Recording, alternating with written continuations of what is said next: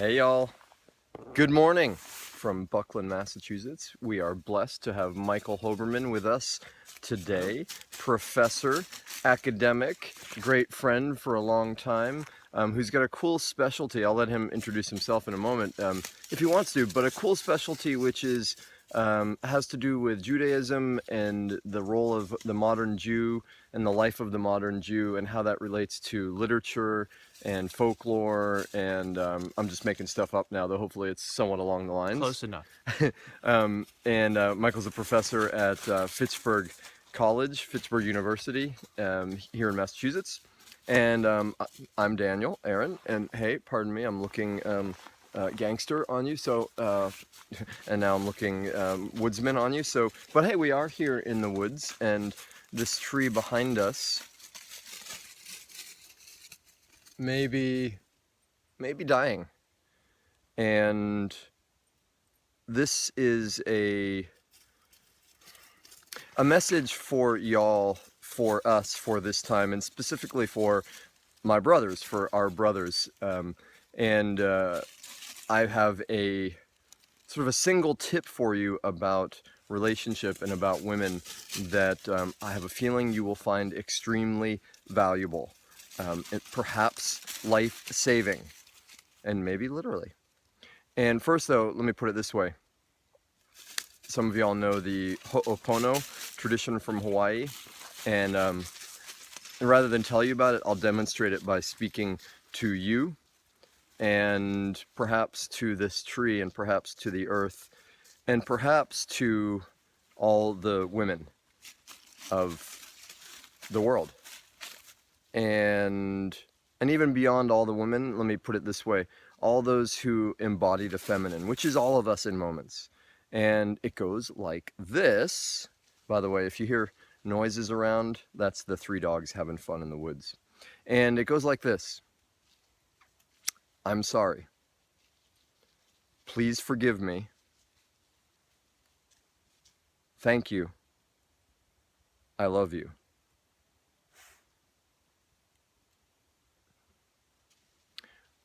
When I lived at Omega Institute back in, I think it was when I first moved there in 96, and I think it was in 1997. It was the end of the season, and all the guests were gone, and we had something like 3 days where all the staff, and most of us had been there for 6 months, working pretty hard, having a lot of fun, taking care of the whole thing. And we had these 3 days where we didn't really, well, we didn't have to take care of the place in the same way. We had to break it down and put things away and clean it up, and it was a seasonal place. And interestingly, it just occurred to me that the camp that had been Omega was a Jewish camp for kids prior to that. You know that story. Okay, that's a side note, synchronicity, of which there will be more, I suspect, this morning. And as part of this time, we had a day that was entirely for the staff to rejuvenate. And one of the opportunities for us in that was something called a Mayan joining ceremony. And the way it worked was this. It was super simple. There was a group of men and a group of women, and we divided. The men had a leader, the women had a leader. And the only real rule was the men were to go away and prepare themselves. And we didn't know how long we would have, because the women would say when it was time, when they were ready for us. And we didn't really know what was going to happen, because also the women were directing it. They were going to tell us what was going to happen. So, which is, of course, a fascinating, challenging thing for a man, which is, I need to get ready, but I don't know what I'm getting ready for. I can't get prepared. And I remember one of the things our leader, who was a great teacher and fellow astrologer, I learned a lot from him then, and he said it this way: men always think they're ready, and they're not. Women never think they're ready, and they are. And perhaps that relates in some way to childbirth, which is something that we, of course, will never fully understand.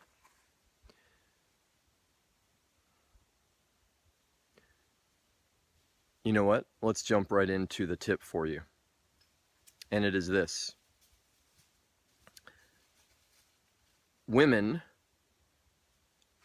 or more accurate, the feminine, and all of us get into feminine moments regardless of our gender, are tend to be more oriented in feeling and the heart.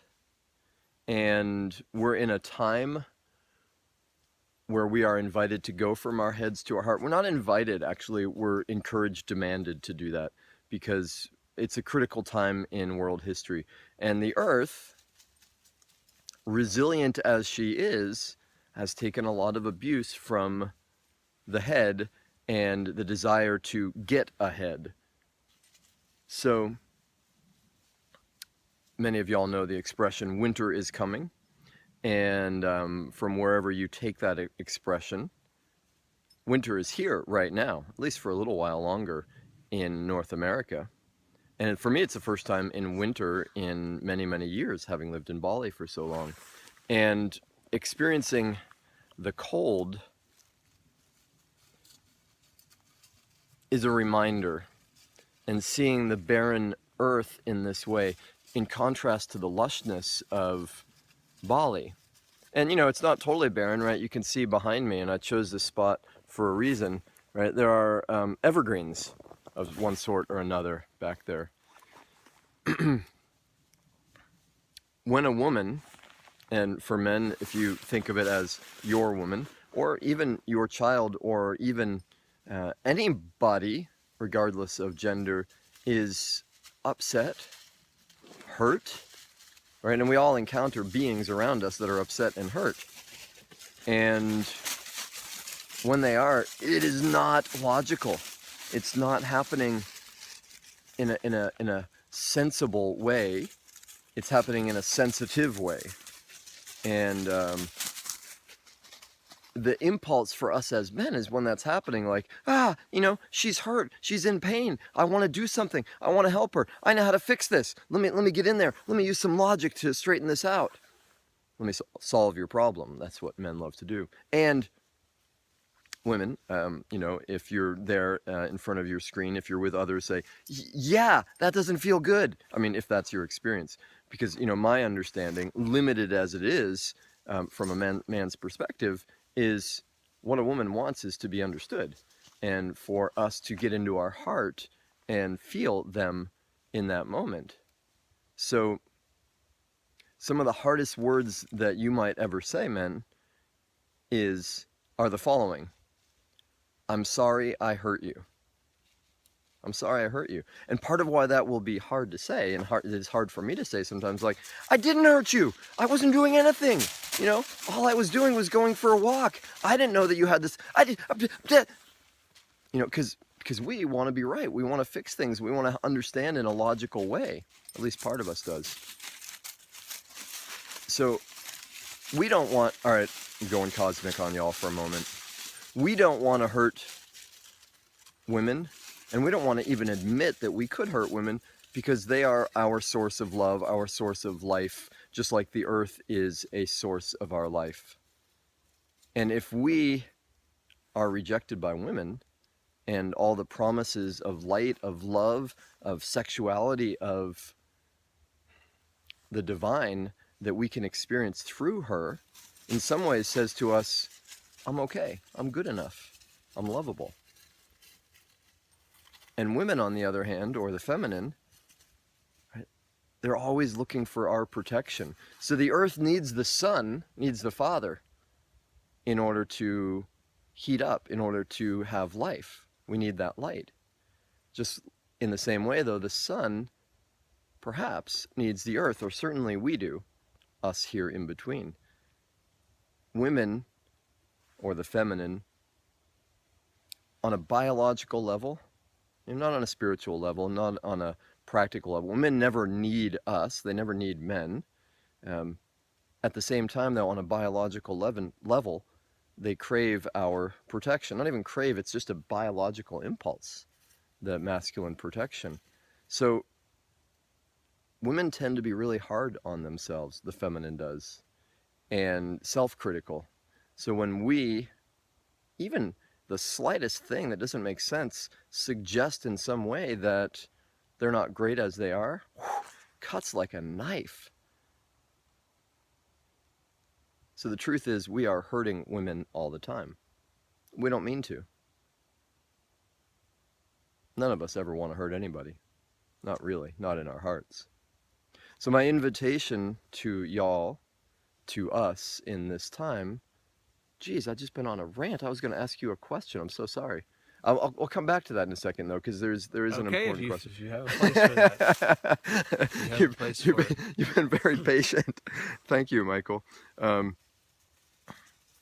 All right. Well, let me pause what I was saying actually and go to this, because you said something to me on our walk this morning that I found awesome and beautiful. Michael was helping me understand deeper the Jewish faith and how it's different. I love all religions, and it was great. He was telling me more about Judaism and how it works, and I was seeing the parallels in Buddhism, which I'll tell you about another time, and Hinduism. In any case, the thing we were talking about Judaism being in some way an action-oriented and a community human-oriented, and I said, well, would it be fair to say it's less of a vertical orientation and more of a horizontal? Would you elucidate a little bit about that? Would you share how that works? I'll try to bring myself back to when. Yeah. All right. So, yes, I see it as more horizontal. I also have to make a special. I have to ask your indulgence in the fact that I am not versed in the religion of Judaism. I'm knowledgeable about Jewish culture, particularly in the United States. That's what I know about. Yeah. So I can't quote sacred texts, and I shouldn't be looked to as a source of deep knowledge about that subject. But what I was saying with regard to horizontalism is that the only way, my understanding, and frankly also from a non-practitioner's point of view, I should say, the only understanding I have of how to have a relationship with God in Judaism is through one's community. There is no such thing as a Jew by him or herself. You have to be Jewish with other Jewish people. That's the basic teaching. It's something that people live out. And the reason for that is that the way you manifest a relationship with God is through the relationships you have, the positive, constructive, loving relationships you have with other people. That's the closest to the divine you'll ever come as a human being. That's my understanding of it, and so that's why I was agreeing to Daniel's suggestion that it's more of a horizontal relationship than a vertical one, because how an individual relates to God is not really relevant in the sense that your individual single relationship with this divine essence, if it doesn't achieve anything for the people around you, to my mind, personally, I would have no interest in that. That's awesome. That's beautiful. And all your disclaimers are understood. And what you said is perfect and beautiful. And, it reminds me of some of my favorite words from one of the great yogis, Jesus, who said, we are meant to be in the world, but not of it. And, if God or light pours down into us and that's what animates us, then we are animated so that we can connect on this horizontal plane with others, and that's how we know. That's how we know that we're alive. That's how we know that we are spirit, is when we see it reflected in the others. So thank you for that, and thank you for the great lesson that sparked many things. I'm looking forward to the rest of our walk. Okay. And given that my fingers are about to freeze off holding the camera here, I am going to sign us off in a moment. Actually, I'll pause one thing and say, Michael, you're an incredible husband, a great father. Thank you. You're a teacher with a lot of heart, and I see how much you pour into your teaching. And at this time in our history, when there is so much attention given to and sort of a crisis around women's rights and dignity, what message would you send out to the women? Maybe it's your beautiful wife Janice, maybe it's your daughter, maybe it's women in general. What would you say? That's a hard one. I don't know that think I don't think in terms of men and women in my relationships. I think of the human beings that I know in the world. Uh, I consider myself a feminist as a teacher. I think it's very important, and I do everything I can to teach students about women's experiences and to read texts by women authors who talk about the experiences and struggles and triumphs of women. But I don't have a particular message for women um, Cool. to impart, All right. or for men for that matter. All right. Well, how about in the horizontal perspective, at a time when human dignity, and I would say maybe even the dignity and rights of other species, is perceived to be under threat, and whether it really is on a cosmic level or not is another question. But certainly there's reason for many of us to believe that dignity and human rights and civil rights are compromised. And so, to all your brothers and sisters, to all beings, to those who are oppressed and maybe under threat, what is there a message you could give to them, to us? I don't think anything I haven't said before, which is just uh, be good to other people. Yeah. Be good to other people. Uh, don't inflict your pain on other people. Awesome. And one of the things, thank you. One of the things Michael was teaching me about this morning is one of the Jewish perspectives on what the Messiah is and what the messianic age is, and rather than one view, which is there is a single being who rises up and sort of saves us. It's and I'm probably going to say it wrong, so to my more Orthodox Jewish friends, I apologize for my misstating of it. And if I mess it up, it's coming from me, not Michael. And the way I interpret it is it's a little bit more that if enough of us turn our consciousness to what you just said, which is taking care of each other and uplifting each other, then that is the messianic age. That is the Messiah. That is a new consciousness dawning, and which we might call making, like the Native Americans said, the longest journey is to go from the head to the heart. Mm-hmm. And with that, and especially to you, my brothers, it's our opportunity here to heal the feminine, to heal the earth, to find our sense of love through the healing of the women in the earth. And once again, I say to all of the women, especially the ones closest to me, whom I have hurt most, whom I've wanted to hurt least, and whom I've hurt inadvertently, and including many of y'all who I know personally and I've hurt without meaning to. I'm sorry. Please forgive me. Thank you. I love you. And guys, remember the magic phrase, and really feel it, because it doesn't work if you don't feel it. Best you can. I'm sorry I hurt you. And with that, y'all, it's time for us to go home and get into breakfast. So, thank you. I'm Daniel Eller, Michael Hoberman here, Buckland, Massachusetts, or nearabouts. See you soon.